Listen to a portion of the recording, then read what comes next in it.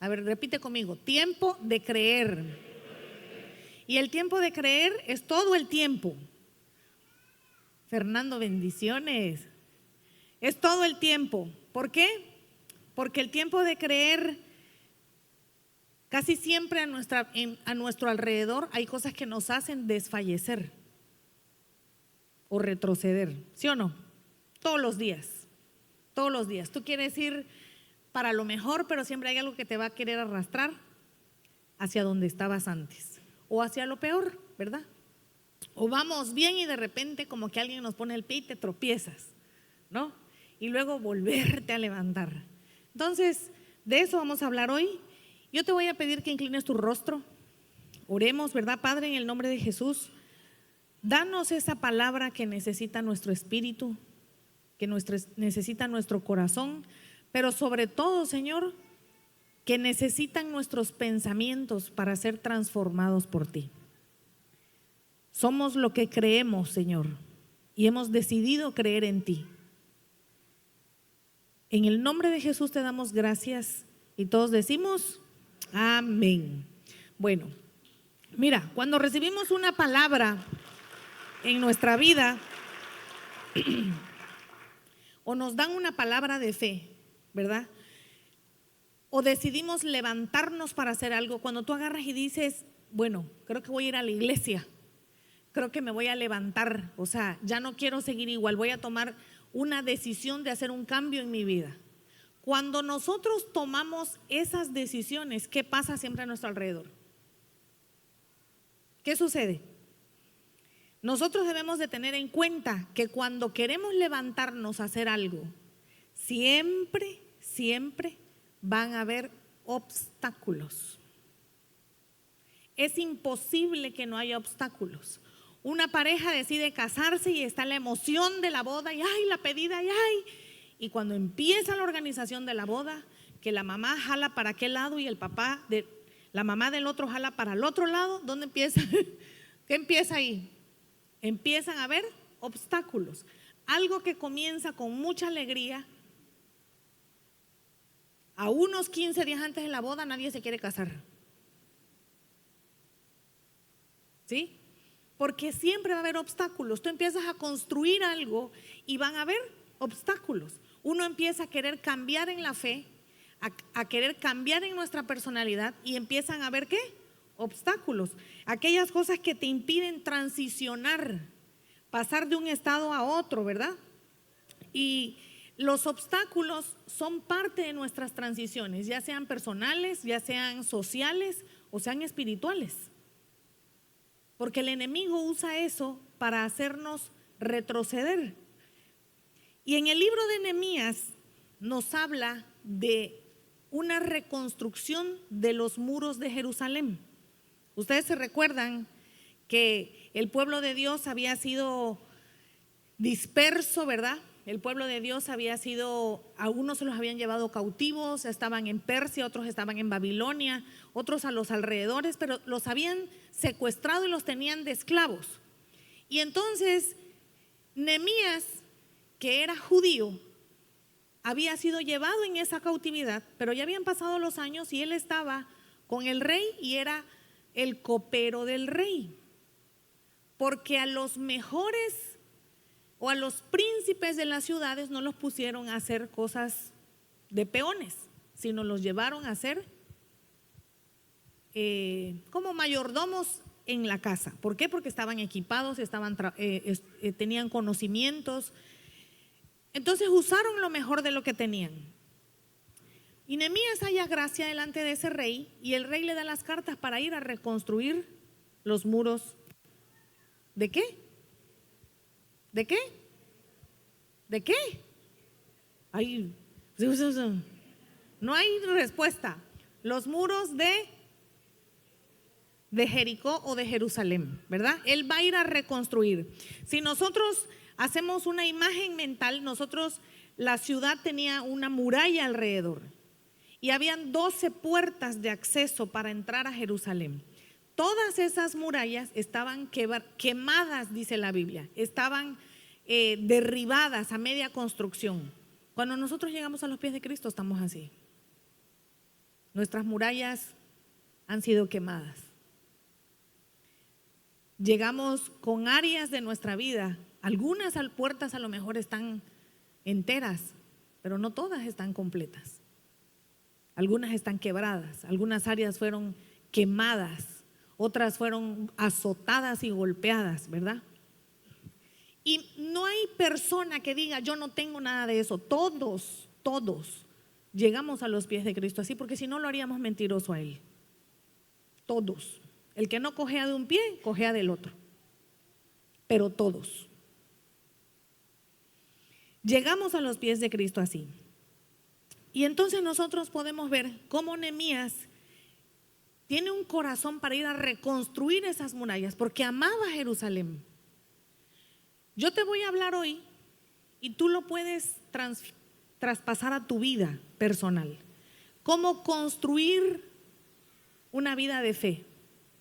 Algunos a lo mejor ya habían recibido a Cristo antes, pero están en una reconstrucción de su vida de fe.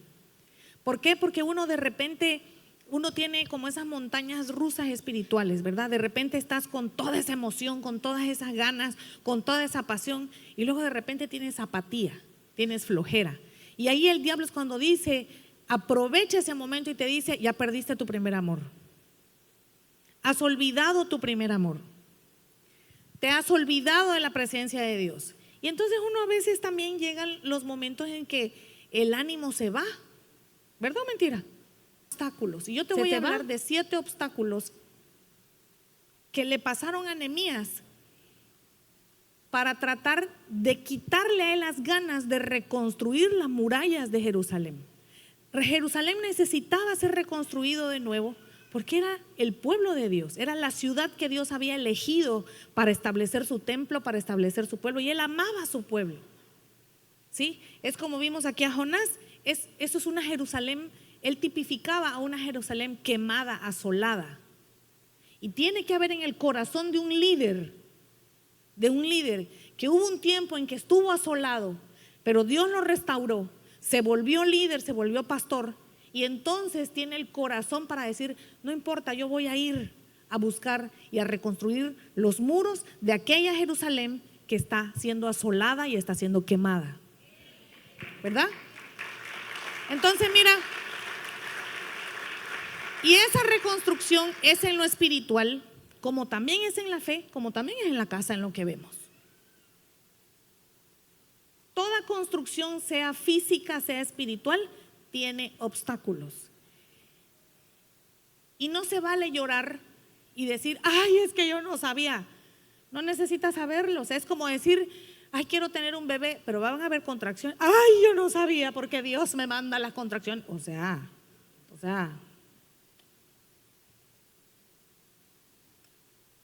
son parte de, es parte de. Así lo mismo es la fe, es parte de. Y estos obstáculos, mira, el primer obstáculo está en Nehemías 2:10. Dice, el primer obstáculo es el disgusto o el enojo. Dice, pero yéndolo Sanballat, horonita, y Tobías, el siervo amonita, les disgustó en extremo que viniese alguno para procurar el bien de los hijos de Israel. ¿Qué pasa cuando Nehemías llega a ese lugar? En los alrededores había parte del pueblo, y ahorita voy a explicar por qué, parte del pueblo que ahora había sido llevado de esclavo y los tenían allí, pero de repente viajaban a Jerusalén. Otra versión dice que Sanballat, era un gobernador de Samaria. Tobías era oficial del ejército y más adelante vamos a ver que Gesem era un jefe árabe. Son los 3 enemigos que todo el tiempo estuvieron muele, pero en diferentes niveles también, porque el diablo te va a atacar en los diferentes niveles de fe. ¿Estamos? Si como oveja dices, ay, esto yo no lo aguanto, aguántate, porque cuando pases para el otro lado, mientras vas más alto en la montaña, el viento es más fuerte, ¿verdad? Pero también tienes más altura. Y hay que quitarse el peso, porque si no, no puedes subir. Igualito es en la vida de fe. Hay cosas que te tienes que quitar para seguir avanzando, porque si no, no vas a llegar a lo alto. Entonces fíjate, lo primero es el disgusto. La gente que está a tu alrededor, cuando escuchan que tú decides convertirte a Cristo, ¿qué sucede? ¿Qué les pasa? ¿Qué les pasa? Se enojan, ¿sí? Entonces fíjate, la gente que está a tu alrededor va a sentir disgusto, enojo. ¿Y a qué vas? ¿Por qué vas? ¿Verdad? Y eso le pasó a él. Cuando la gente que estaba a su alrededor oyeron, y estos vienen a reconstruir Jerusalén, van a reconstruir el muro. Ay, les enojó porque tienen sus intereses personales. Punto número 2, empieza a haber desprecio. Dice Nehemías 2:19. Pero cuando lo oyeron Sanbalat, otra vez el siervo, y Gesem el árabe, ¿qué hicieron? ¿Qué hicieron? Escarnio de nosotros y nos. ¿Qué hicieron? Escarnio y nos. ¿Qué es esto que hacen? Se rebelan contra el rey. Traducción, tu familia, ¿qué te dice? ¿Qué es eso que estás haciendo? A ti te enseñamos en otra iglesia, te educamos en otra fe. ¿Cómo va a ser que creas en Dios? Te estás rebelando contra el Rey de Reyes y Señor de Señores, contra la Madre Teresa de Calcuta. Te estás rebelando, estás en pecado. ¿No te lo dicen así?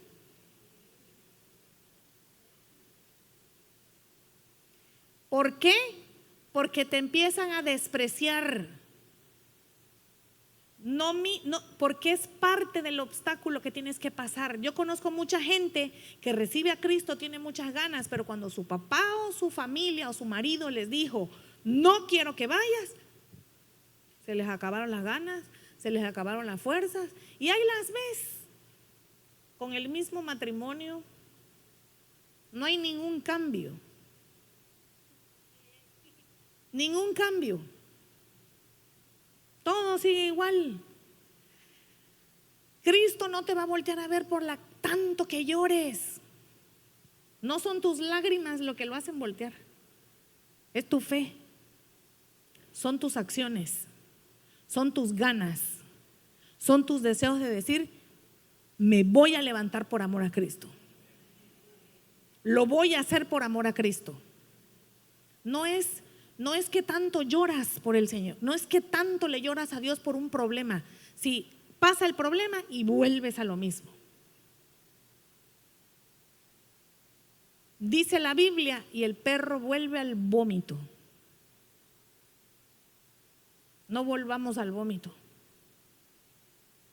Tenemos que hacer algo diferente. Punto número 3, otro enemigo, la burla, los insultos.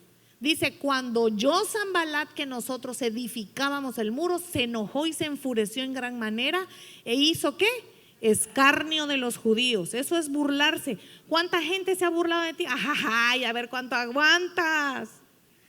¿Sí? Yo recuerdo que a mis amigos me decían, ay, a ver cuánto te va a durar lo cristiana. Eso lo quiero ver. Eso lo quiero ver. A ver si vas a ir todo el tiempo a la iglesia. Sí, mira ¿por qué? Porque tu fe es lo que va a hacer que Dios mueva montañas. Es tu fe, no lo que llores. Repito, es tu fe, son tus acciones y es tu compromiso. Jesús no pudo haber dicho les amo, les amo, les amo, pero si no hubiera venido a la cruz, no estuviéramos aquí hoy ni tuviéramos derecho a la vida eterna. Son acciones. Tu esposa o tu esposo le puede decir a la esposa, te amo, te amo, te amo, y cuando tienes hambre no hay comida. ¿Qué le vas a decir? Mucho tu amor, pero papito,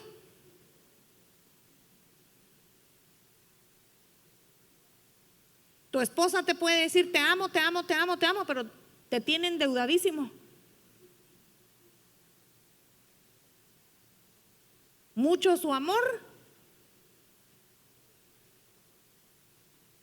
Todo es un equilibrio. ¿Sí? Y va a haber gente que se va a burlar de tu fe, Gente que va a decir, ay, que a ver cuánto Por ahí va. aguanta. Mira, nos pasó. Si ya te metiste, ahora aguántate. No podemos nosotros decir que no. Mira el cuarto punto. Ataque, conspiración. Mira que dice Nehemías 4:8. Conspiraron todas a una. ¿Para qué? Para venir a atacar Jerusalén y hacerle daño. La gente te va a atacar, ¿verdad? Ellos, oh Dios. Iglesia, levántate. No puedes vivir adormecido. Van a conspirar contra ti, pero no importa. Tú sigue adelante, sigue adelante, que Dios tiene algo grande para tu vida. Otro punto, mira. Distracción, traición, tentación, trampa. Dice, Sanbalat y Gesem enviaron a decirme, ven, reunámonos en alguna de las aldeas en el campo de Ono. Mas ellos habían pensado hacerme mal. Aquellos, ten cuidado, no vaya a ser que tú digas, ahora sí los voy a convencer. Esos amigos que tanto me dicen, que tanto se burlaron de mí, ahora quieren oír la palabra de Dios. Y ahí vas. Y lo primero que tienen cuando llegas, te asientan un pomo de alcohol y los cigarros. Y si tú eres lo que dices, ay pastora, yo ni fumo ni tomo, está bueno, pues no fuma ni toma, pero te encanta el chisme y te estás tratando de alejar del chisme, y vas con las amigas y lo primero que te dicen, ¿te enteraste que la fulanita no sé qué cosa? Y ahí te vas como hilo de media, dijera una ex discípula. Ahí te vas. Ten cuidado, iglesia. Tú y yo no somos Jesús. Yo no me puedo ir a sentar a una mesa donde sé que mi fe no avanza, por mucho que yo los ame y por mucho que yo los quiera. Si no tengo la fortaleza espiritual para poder decir no es mi momento de irme a sentar a ese lugar. Tengo que orar para que Dios me dé la fuerza de ir un día por ellos, porque los amas. Tienes que orar por ti para que Dios te dé la fortaleza. Pero punto número 6, chismes. Te levantan falsos, te difaman. Ay, no. Tú vieras a Jonás, ahora de la iglesia no sale. Se persina todos los días, pero tremendo que es. ¿Quién lo viera? Y empiezan a sacarte tu pasado. Pero pasado tenemos todos. Y el que esté libre de pecado, que tire la primera piedra. Dice, en la cual estaba escrito, se ha oído entre las naciones. Y Gasmu lo dice. Gasmu es Gesem, porque aquí cambian de nombre de repente. Que tú y los judíos piensan rebelarse y que por eso edificas el muro, con la mira, según estas palabras, de ser tú el rey. Fíjate cómo llegaron y le dijeron, ay, no se vaya a enterar el rey que te dio el permiso para venir aquí, que te dio las cartas, al rey al que tú eras copero. No se vaya a enterar que en realidad lo que tú estás haciendo aquí es levantar un reinito, porque le vas a hacer guerra al rey. Chisme. ¿Cuánta gente dice chismes? Tú no te puedes dejar caer por los chismes que hablen de ti. Déjalo que hablen de ti. Sigue adelante, sigue caminando, sigue adelante. Y por último, soborno y falsa profecía e intimidación. Dice, y entendí que Dios no lo había enviado, ahorita te voy a decir por qué, sino que hablaba aquella profecía contra mí, porque Tobías y Sanbalat lo habían sobornado. Cuando Nehemías, estamos en el 6, ¿verdad? En Nehemías 6, cuando Nehemías termina de construir o ya va avanzando, alguien del pueblo, el hijo de uno de los sacerdotes del pueblo, que era profeta, le dijo, ven, entra al templo. Quiero que escuches esto, porque a veces uno lee la Biblia y ahí es donde no entiende, porque uno no entiende el contexto. Dentro del mismo pueblo, dentro de la misma iglesia, dentro de tu misma casa. De aquellos que un día te dijeron: vamos a la iglesia, vamos, levántate, también te van a poner trampas para sacarte. Y fue lo que le pasó a Nehemías aquí. La ley judía dice que nadie podía entrar al templo si no era sacerdote. Y Nehemías no era un sacerdote, ni venía de la tribu de Leví. Entonces el hijo de ese sacerdote, del que sí era sacerdote, le dice: hey, Nehemías, ven, a ver, Lepsirai, tú vas a ser Nehemías.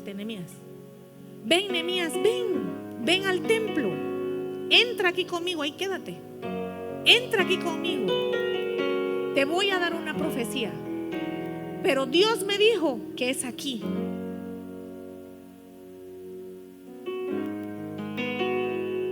Pero Nehemías era un hombre de Dios, y Nehemías oraba, y a Nehemías Dios le dijo ahí: no entres, porque si tú entras van a decir que tú transgrediste la ley, porque acuérdate que tú no eres levita.